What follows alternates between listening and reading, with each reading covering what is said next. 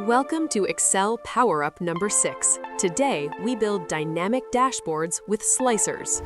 Stop sending boring reports. Static tables require manual work. You want dynamic insight. So, what is a slicer? It is a visual, user-friendly filter. No more digging through drop-down menus. Just click and see. Step 1. The foundation. First, format your data as a table with Control-T. Then create a pivot table from that data. Without this, your dashboard falls apart.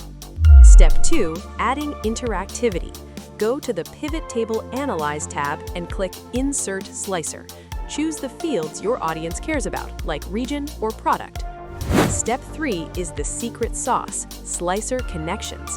Right-click your slicer and select Report Connections. Check all your pivot tables.